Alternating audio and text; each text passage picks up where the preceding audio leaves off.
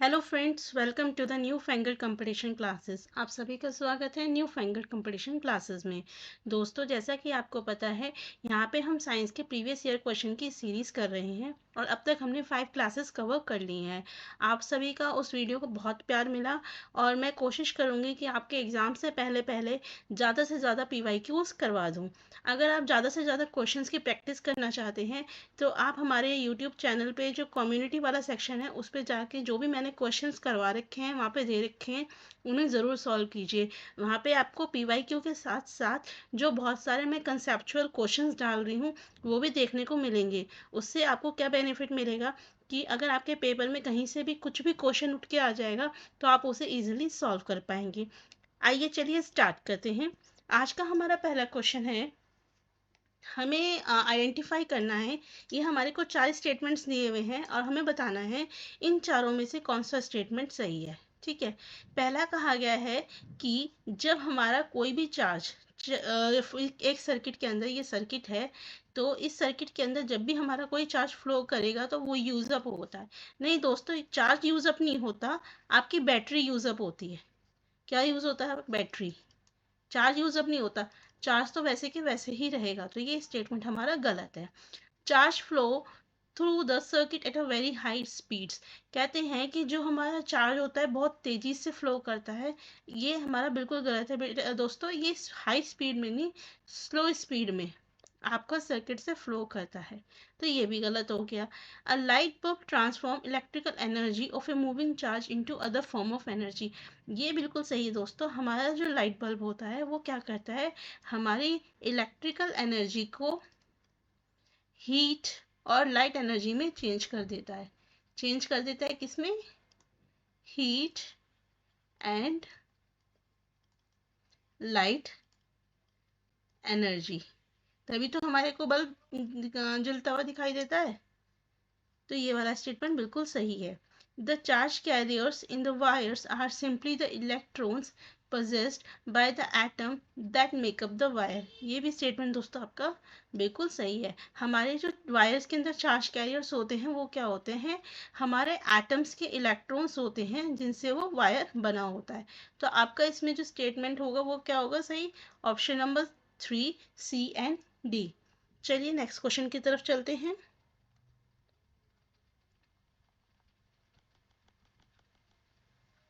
Okay, तो यहाँ पे इस क्वेश्चन में कहा गया है दो मिरर्स हैं हमारे ए एंड बी, उसे हमने एक दूसरे से राइट एंगल पे रखा है। राइट एंगल आप सभी को पता है कैसे होता है। मान लीजिए मिरर ए है और ये मिरर बी है, तो ये हमारा राइट एंगल पे है। ठीक है। अब ये क्या कहते हैं, if a ray of light strikes mirror A at 20 degree to the normal.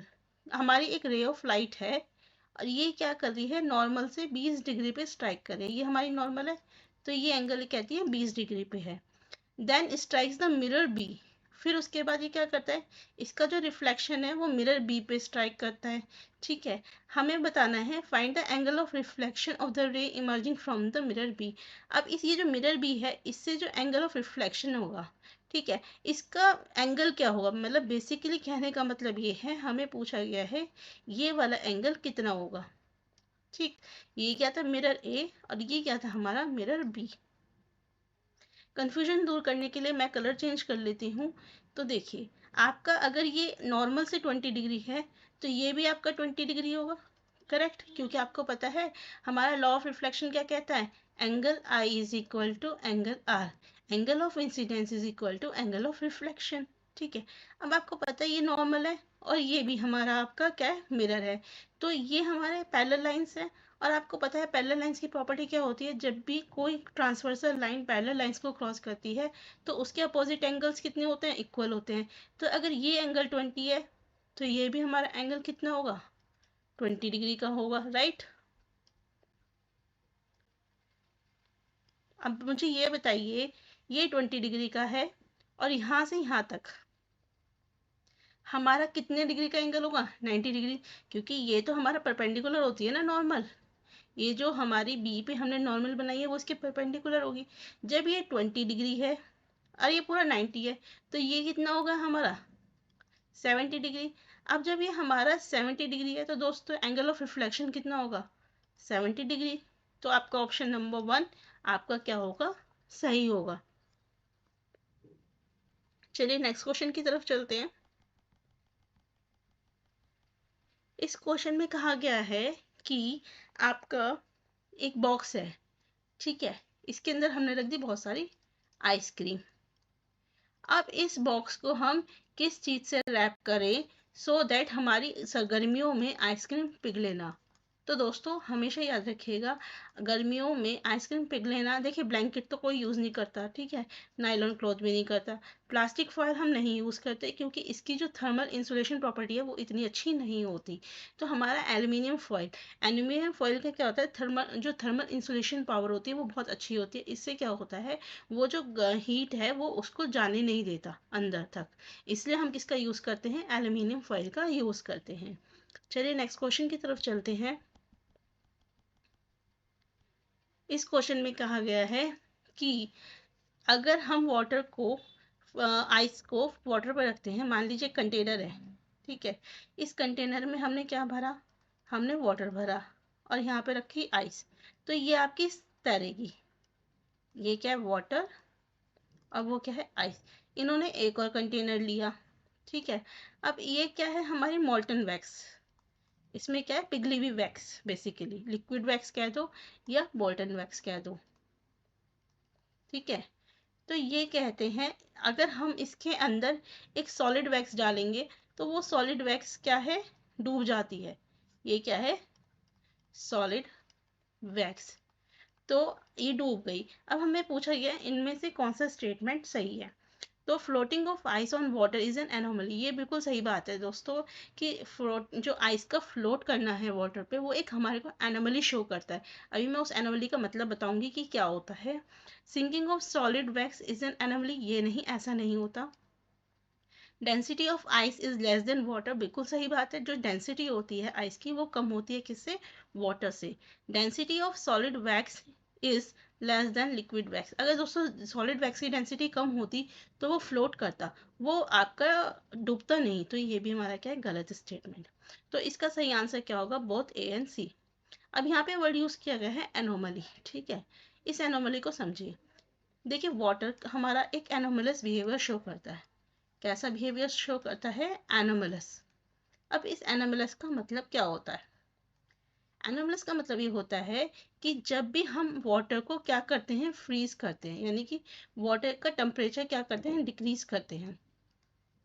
Water का टेम्परेचर जब हम क्या करते हैं, डिक्रीज करते हैं, तो अप टू 4 डिग्री सेल्सियस, कहाँ तक, up to 4 degree Celsius water का जो डेंसिटी है वो बढ़ता है, डेंसिटी इंक्रीज होता है। लेकिन जब हमारा 4 डिग्री सेल्सियस से नीचे जाता है, यानी कि 3 degree Celsius, 2 degree Celsius, 1 degree Celsius, 0 degree Celsius, तो हमारी जो डेंसिटी है वो डिक्रीज होने लगती है। क्या होने लगती है, डेंसिटी डिक्रीज। इसी वजह से क्या होता है, आइस हमारा कब बनता है, जब हमारा 0 डिग्री सेल्सियस होगा। अब 0 डिग्री सेल्सियस होगा तो उसकी डेंसिटी क्या हो जाएगी, डिक्रीज हो जाएगी, और वाटर की हमारी डेंसिटी क्या होगी, ज़्यादा होगी। इस वजह से क्या है, हमारे जो आइस है वो हमारा वाटर के ऊपर फ्लोट करता है। चलिए नेक्स्ट क्वेश्चन की तरफ चलते हैं।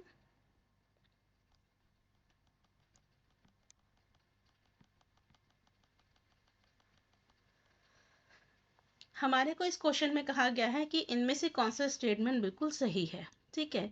तो देखिए दोस्तों, पहला कहा गया है कि हमारा जो फोर्स होता है किसी भी ऑब्जेक्ट पे वो बिना कांटेक्ट के और बिना कांटेक्ट के दोनों की तरह से हो सकता है। तो ये दोस्तों आपको पता ही है, हमारे दो तरह के फोर्स होते हैं, contact force and non contact force, ठीक है। कांटेक्ट फोर्स का एग्जांपल क्या है, जैसे फ्रिक्शन, और नॉन कांटेक्ट के तो बहुत सारे हैं, ग्रेविटेशन, इलेक्ट्रोस्टैटिक, मैग्नेटिक, ये सब किसके एग्जाम्पल्स हैं, आपके नॉन कांटेक्ट फोर्स के।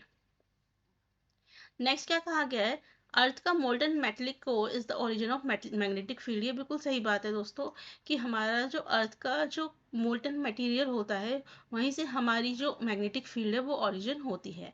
Gravitational force is the strongest force, नहीं दोस्तों, this is the weakest force. ये कैसा होता है, वीकेस्ट होता है। Nuclear force are the weakest force, नहीं, ये स्ट्रॉन्गेस्ट होता है, इसे याद रखिएगा। तो हमारा option number A and B is right.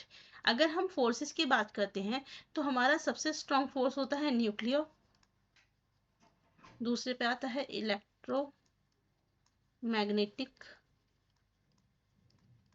और फिर उसके बाद आता है हमारा ग्रेविटेशनल।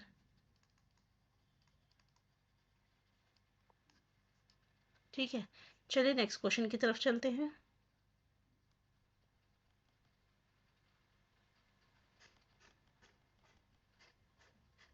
हमारे को करेक्ट स्टेटमेंट बताना है मून से related. We see only that part of the moon from which light of the sun is reflected toward us. हम सिर्फ वही हिस्सा देख पाते हैं मून का जिससे कि जो सन की लाइट है रिफ्लेक्ट करके हमारे पास आती है, तो ये बात बिल्कुल सही है। Moon revolves around the earth and the earth blocks, earth कभी भी क्या करती है, ब्लॉक नहीं करती सनलाइट को, तो ये गलत है। Phases of moon are caused due to varying velocity of moon around the earth, जी नहीं, बिल्कुल भी नहीं। The size of the illuminated part of the moon visible from the earth increase after new moon day, हाँ जी बिल्कुल सही बात है। New moon day के बाद जो हमारा मून है उसका जो साइज है वो क्या होने लगता है, बढ़ने लगता है, तो ये स्टेटमेंट सही है। तो आपका सही आंसर क्या होगा, ऑप्शन ए एंड डी। चलिए नेक्स्ट क्वेश्चन की तरफ चलते हैं। आइडेंटिफाई द करेक्ट स्टेटमेंट, हमें करेक्ट स्टेटमेंट बताना है। Frequency is expressed in decimal, नहीं दोस्तों, फ्रीक्वेंसी हमेशा किस में एक्सप्रेस की जाती है, हर्ट्स में। 1 हर्ट्ज इज 1 ऑसिलेशन पर सेकेंड, बिल्कुल सही बात है दोस्तों। फ्रीक्वेंसी का फॉर्मूला होता है नंबर ऑफ ऑसिलेशंस पर सेकेंड। ठीक है, तो जब हम 1 फ्रीक्वेंसी यानी कि 1 हर्ट्ज की बात करते हैं तो हम बात करते हैं 1 ऑसिलेशन 1 सेकेंड में। ठीक है, amplitude is express in hertz, नहीं दोस्तों, एम्पलीट्यूड हमेशा किस में एक्सप्रेस होता है, मीटर में। 1 डेसिमल इज 100 वाइब्रेशन पर सेकेंड, नहीं, ये भी गलत है, ये भी गलत है, ये भी गलत है। Option number 2 is the right answer. चलिए नेक्स्ट क्वेश्चन की तरफ चलते हैं।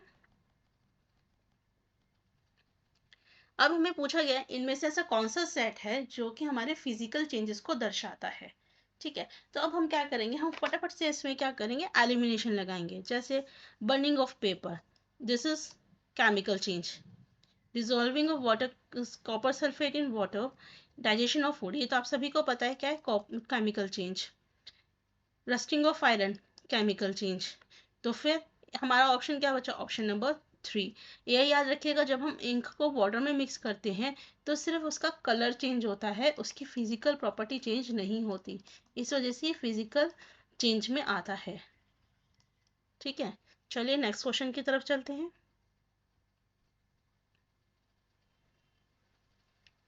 हमारे इस क्वेश्चन में कहा गया है कि एक एक्सपेरिमेंट किया गया है जिसमें क्या, 2 कलरलेस सॉल्यूशन लिए गए। ये 2 कलरलेस सॉल्यूशन लिया, ये सॉल्यूशन x और ये y। अब इन दोनों के अंदर क्या ऐड करा, टर्मरिक सॉल्यूशन।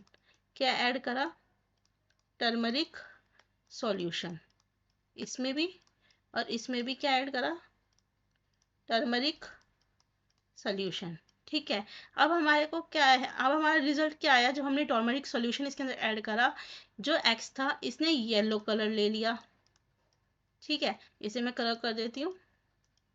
इसने क्या कर लिया, ऐसे करके यहाँ पे येलो कलर आ गया इसके अंदर, राइट। और जो ये वाला था इसके अंदर हमारा रेड कलर आ गया। तो अब हमें बताना है कि आप इससे देख के क्या बता सकते हैं। तो दोस्तों हमेशा याद रखिएगा, पहली बात, जो हमारा टर्मरिक होता है ये क्या होता है, एक नेचुरल इंडिकेटर होता है। नेचुरल इंडिकेटर होता है जो हमें क्या बताता है कि हमारा कोई भी सोल्यूशन कैसा है, एसिडिक है या फिर वो बेसिक है। करेक्ट। अगर हमारा सोल्यूशन टर्मरिक अगर हमारा रेड कर देता है कलर, ठीक है, टर्मरिक सॉल्यूशन मिलाने पे अगर हमारा सॉल्यूशन का कलर रेड हो रहा है तो इसका मतलब क्या है, वो बेसिक है। और अगर हमारा येलो हो रहा है तो वो हमारा क्या है, एसिडिक है। ठीक है। आपने देखा होगा जब हमारे शर्ट्स पे, वाइट शर्ट पे बेसिकली, जब हमारे किसी हल्दी के दाग लग जाते हैं तो आप जब उस पे सोप रखते हैं, ठीक है, सोप रगड़ते हैं तो वो रेड कलर हो जाता है। ऐसा क्यों होता है? क्योंकि सोप हमारा बेसिक होता है। सोप हमारा क्या होता है?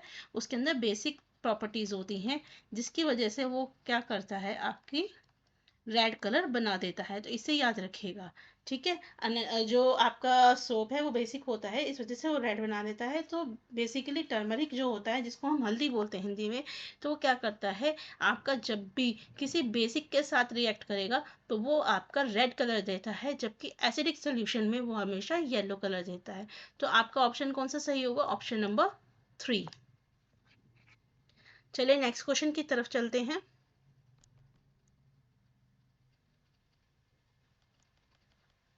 ठीक है, यहाँ पे क्वेश्चन दिया गया है, हमें बताना एक असर्शन रीजन का क्वेश्चन है कि salt, edible oil, vinegar, sugar, ये सब हमारे कॉमन प्रिजर्वेटिव्स हैं। दोस्तों ये बात बिल्कुल ठीक है कि आपके कॉमन प्रिजर्वेटिव्स हैं। These enhance the flavour of food. देखिए, अब यहाँ पे एक चीज समझने वाली बात क्या है, ये सब कॉमन प्रिजर्वेटिव्स हैं, ये सही है। और हमारे जो कुछ कॉमन प्रिजर्वेटिव्स हैं, some common preservatives enhance flavor of food। कुछ हमारे कॉमन प्रिजर्वेटिव्स क्या करते हैं, एनहेंस करते हैं फ्लेवर ऑफ फूड, सारे के सारे नहीं करते। तो ये स्टेटमेंट अपने आप में सही है, बट ये इसका रीजन नहीं है। तो हमारा ऑप्शन क्या होगा? Option number 2।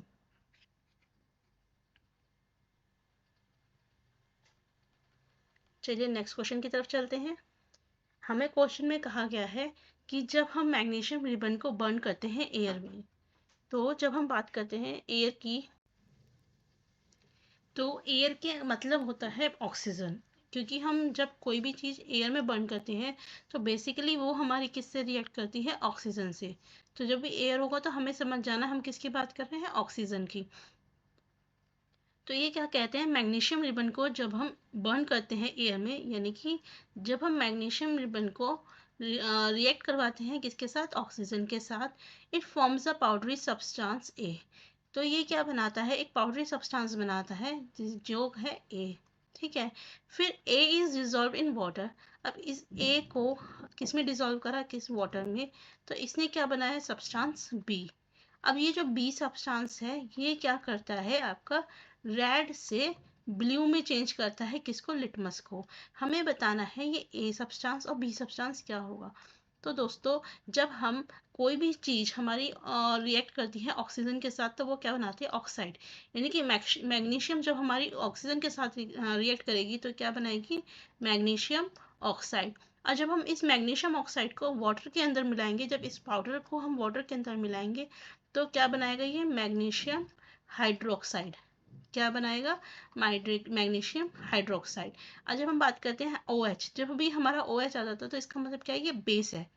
ठीक है, बेसिक इन नेचर है। अब बेसिक इन नेचर में क्या होता है, जो जो हमारा लिटमस होता है वो रेड से किस में चेंज करता है, कर देता है? ब्लू में।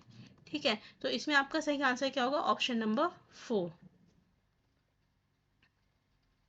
चलिए नेक्स्ट क्वेश्चन की तरफ चलते हैं।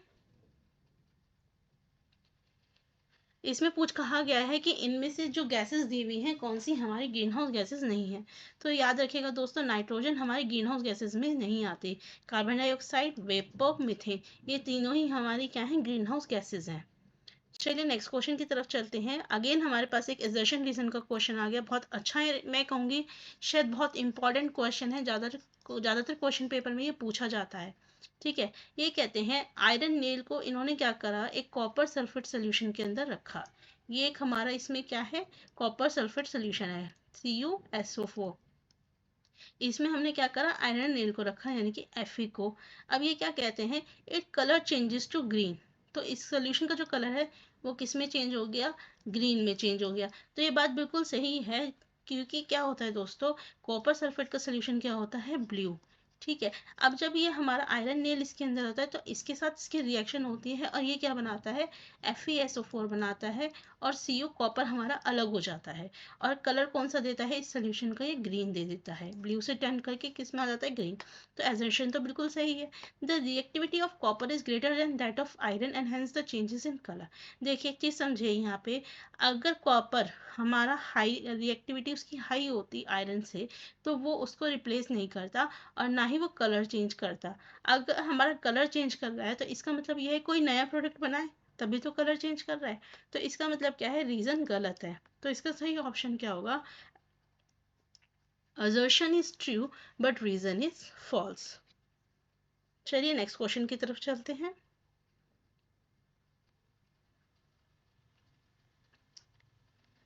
अब इसमें हमें कहा गया है कि इनमें कुछ स्टेटमेंट दिए गए हैं नॉन मेटल्स के बारे में। हमें बताना है इनमें से कौन सा स्टेटमेंट नॉन मेटल्स के लिए कहा गया सही नहीं है। तो देखिए, non metals are use in water purification process. Yes दोस्तों, नॉन मेटल्स हमारे वाटर प्योरिफिकेशन प्रोसेस में यूज होते हैं। और अगर आपसे पूछा जाए वो कौन सा नॉन मेटल है जो हमारा वाटर प्योरिफिकेशन प्रोसेस में यूज होता है, तो वो दोस्तों कौन सा है, आपका क्लोरीन। कौन सा है, chlorine. Non metal are use in cracker, बिल्कुल सही बात है दोस्तों, हमारे जो नॉन मेटल्स हैं उनका क्रैकर्स में भी यूज होता है। और अगर आपसे पूछा जाए वो कौन से नॉन मेटल्स हैं जो हमारे क्रैकर्स में यूज होते हैं, तो वो कौन सा होता है, सल्फर एंड फॉस्फोरस। ये आपने पढ़ा होगा नॉन मेटल मेटल वाले चैप्टर में। ये बहुत हाईली रिएक्टिव होते हैं, किसमें, एयर में। यानी कि अगर इनको हम एक्सपोज कर दें एयर में तो ये बहुत जल्दी से बर्न हो जाते हैं, इसलिए इनका क्रैकर्स में भी यूज़ किया जाता है। Non metals are use in fertilizers, दोस्तों बिल्कुल सही बात है, नॉन मेटल्स आपके फर्टिलाइजर्स में भी यूज़ हो सकते हैं, होते हैं। आप मुझे बताइए खुद कि वो कौन सा नॉन मेटल है जो हमारा फर्टिलाइजर में यूज़ होता है, तो दोस्तों वो होता है नाइट्रोजन। ठीक है। और एक और चीज़ याद रखिएगा, वो नॉन मेटल जो कि हमारा मेडिकल पर्पस के लिए यूज़ होता है, basically as an antiseptic use होता है, वो कौन सा है, आयोडीन। कौन सा है, आयोडीन। तो आपका इसमें से गलत ऑप्शन क्या हुआ, ऑप्शन नंबर 1 कि नॉन मेटल्स एसेंशियल होते हैं सिर्फ कुछ लिविंग बींग्स के लिए। चलिए नेक्स्ट क्वेश्चन की तरफ चलते हैं। इसमें से हमें सही स्टेटमेंट बताना है। अब इसमें एक चीज़ आएगी, unisexual flower and bisexual flower. मैं आपको हर वीडियो में इसकी एक ट्रिक बता रही हूँ। अगर आपका यहाँ पे फ्रूट्स आ जाता है, वेजिटेबल्स आ जाता है, तो 90% चांसेस हैं वो कैसे होंगे, यूनिसेक्सुअल फ्लावर। और यहाँ पे अगर आपका किसी उसका नाम आ जाता है फ्लावर का, पेट्यूनियम रोज, तो ये कैसे होंगे, बाइसेक्सुअल फ्लावर। तो ये दोनों स्टेटमेंट तो आपके सही हैं। ओवरी कंटेन्स वन और मोर ओव्यूल्स, ये बात भी बिल्कुल ठीक है। After fertilization ovule develops as a fruit, नहीं दोस्तों, फर्टिलाइजेशन के बाद ओव्यूल जो है वो सीड में डेवलप होता है। किस में डेवलप होता है, सीड में। ओवरी हमारा फ्रूट में डेवलप होता है। ठीक है। तो आपका सही आंसर क्या होगा, ऑप्शन नंबर 2। चलिए नेक्स्ट क्वेश्चन करते हैं।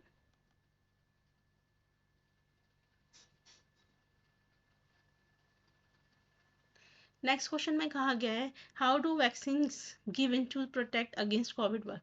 देखिए वैक्सीन्स, चाहे वो कोविड वर्क के लिए दी जाए या किसी भी काम के लिए दी जाए, वैक्सीन्स हमेशा एक ही तरीके से काम करते हैं। कैसे, producing suitable antibodies in our body, हमारी बॉडी के अंदर जो भी सुटेबल एंटीबॉडीज हैं उन्हें प्रोड्यूस करके। ठीक है। नेक्स्ट, बहुत अच्छा क्वेश्चन है। इसमें कहा गया असर्शन रीजन, ये क्या कहते हैं कि अगर आपकी लीव्स के अंदर स्टार्च है तो इसका मतलब ये है कि उसके अंदर फोटोसिंथेसिस का प्रोसेस हुआ है। ये बात तो बिल्कुल सही है। और दूसरा कहा गया है कि कार्बोहाइड्रेट जो हमारा फोटोसिंथेसिस के प्रोसेस के दौरान बनता है वो अल्टीमेटली हमारा स्टार्च में कन्वर्ट हो जाता है। ये बात भी बिल्कुल सही है। और वो स्टार्च में कन्वर्ट होकर कहाँ रहता है, लीव्स में रहता है। तभी तो हमें पता चलता है कि वो प्रोसेस क्या है, फोटोसिंथेसिस हुआ है। तो ये दोनों ही सही हैं और जो रीज़न दिया गया है वो भी हमारा बिल्कुल ठीक दिया गया है। चलिए नेक्स्ट क्वेश्चन की तरफ चलते हैं। हमें अगेन फिर से बताना है कि इनमें से कौन सा स्टेटमेंट जो है सेल्स के बारे में बिल्कुल सही कहा गया है। Mitochondria is a jelly like substance, नहीं, जहाँ पे आपको बच्चों जेली दिखाई दे जाए समझ जाना ये बात की गई है किसकी, साइटोप्लाज्म की। Mitochondria, Golgi bodies, ribosomes etcetera are present in nuclear membrane. नहीं दोस्तों, ये सब चीज़ें हमारी कहाँ पे प्रेजेंट होती हैं, साइटोप्लाज्म में। कहाँ प्रेजेंट होती हैं, साइटोप्लाज्म में। Nuclear membrane surrounding the nucleus is porous allowing the movement of material. Okay, ये बिल्कुल सही बात कही गई है कि न्यूक्लियर मेम्ब्रेन जो होती है, जो न्यूक्लियस के चारों ओर होती है, वो क्या करती है, हमारे जो मटेरियल्स होता है उनको अलाउ करती है, उनके मूवमेंट को अलाउ करती है। ये बिल्कुल बात सही है। Nuclear membrane is made up of thread like structure cold chromosome. Nuclear membrane हमारा थ्रेड लाइक स्ट्रक्चर से नहीं बना होता दोस्तों, न्यूक्लियस बना हुआ होता है। हमारे जो न्यूक्लियस होता है उसके अंदर हमारे क्या होते हैं, थ्रेड लाइक स्ट्रक्चर होते हैं, जिनको हम क्या कहते हैं, क्रोमोसोम कहते हैं, जो हमारी डीएनए की इंफॉर्मेशन भी रखता है। चलिए नेक्स्ट क्वेश्चन की तरफ चलते हैं। हमारे सिर्फ 2 क्वेश्चन रह गए। दोस्तों वीडियो अच्छी लगे लाइक शेयर सब्सक्राइब ज़रूर कीजिएगा और आने वाली वीडियोस को ज़रूर देखिएगा। हम ज़्यादा से ज़्यादा क्वेश्चंस को कवर करेंगे, ठीक है। आपको अगेन मैचिंग बताना है तो देखिए बहुत इजी है। इसके ऊपर मैं हमारी कम्युनिटी के ऊपर बहुत सारे क्वेश्चंस डाल चुकी हूँ। अगेन मैं आपसे फिर कह रही हूँ, आप कम्युनिटी पे जाइए, क्वेश्चंस को अटैम्प्ट कीजिए। वहाँ पे अगर आप क्वेश्चंस को अटैम्प्ट करेंगे तो आपको आपके कंसेप्ट की बहुत सारी क्लैरिटी मिल जाएगी। आप हमारे टेलीग्राम चैनल से भी जुड़ सकते हैं, लिंक मैं आपको आपके कमेंट बॉक्स में शेयर कर दूंगी, आप वहाँ से हमारे टेलीग्राम चैनल से जुड़ सकते हैं। वायरस, देखिए वायरसेस क्या है, वायरसेस किससे होता है, हमारा वायरसेस हमारा पोलियो और चिकन पॉक्स से रिलेटेड है। यानी कि वायरस की वजह से हमारे क्या होता है, polio, chicken pox, cold and cough होते हैं, ठीक है। बैक्टीरिया की बात की जाए तो पहले ये डेंसिटी मलेरिया हमारा प्रोटोजोआ से होता है। बैक्टीरिया का यूज़ किया जाता है मेडिसिन बनाने में है। और फंजाई का काम क्या होता है, जो हमारा वीट है, वीट को ख़राब करने का काम क्या करती है, फंजाई करती है। तो ये कहाँ पे है, ऑप्शन नंबर 1। चलिए लास्ट क्वेश्चन आज का। Okay fine, so this is the very interesting question, last question है। मैं इसके बाद मिलेंगे नेक्स्ट वीडियो के अंदर। हमारा क्वेश्चन कहा गया है, लार्जेस्ट ग्लैंड कौन सी होती है ह्यूमन बॉडी के अंदर, लीवर। हमारा स्टोर कहाँ पे होता है बाइल जूस, गॉल ब्लैडर में, ठीक है। Breaks down starch into sugar, starch को शुगर में ब्रेक डाउन करने का काम किसका होता है, सलाइवा, जो हमारे मुंह के अंदर सलाइवा होता है, salivary glands. Help in controlling the blood sugar level, blood sugar level को कौन कंट्रोल करता है, पैनक्रियास। तो आपका सही ऑप्शन क्या होगा, option number 3। This is all for the day guys, thank you so much. Video अच्छी लगे लाइक सब्सक्राइब शेयर जरूर कीजिएगा। मिलते हैं नेक्स्ट वीडियो में, थैंक यू।